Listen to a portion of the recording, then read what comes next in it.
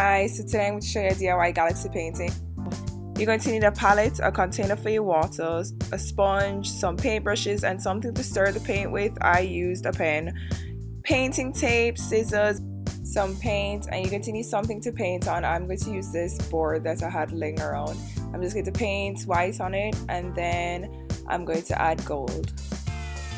Next, I'm going to use my painting tape and just tape a frame around the board.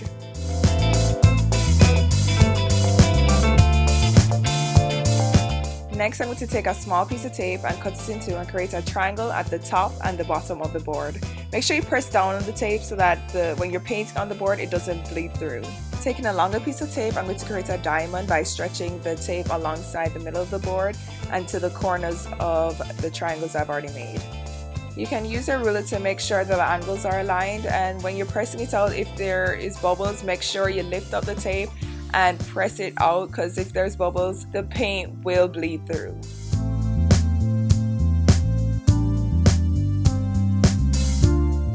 Next, I'm going to add two straight lines to the top and bottom of the diamond. Then I'm going to create triangles at each corner.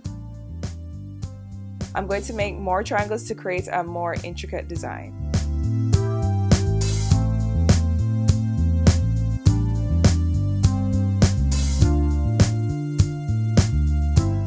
Use smaller pieces of tape to cover up the holes that are not needed. To create the smaller lines, you're going to need to fold a piece of tape on the sticky side, folding it again to create a line, cutting along that line, and then just separating the piece of tape.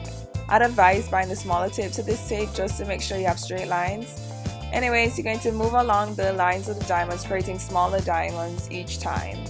Also, make sure that you're pressing along these lines, because when you're painting, if they're not pushed down enough, the paint will bleed through.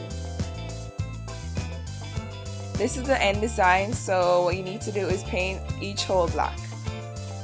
Next, I'm going to take my blue, red, and white paint to create the galaxy colors.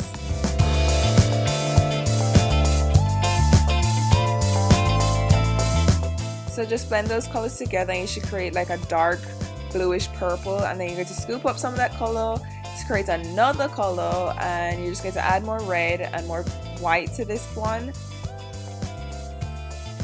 Now you get to scoop up some of this one to create a more pinkish tone by adding red and white.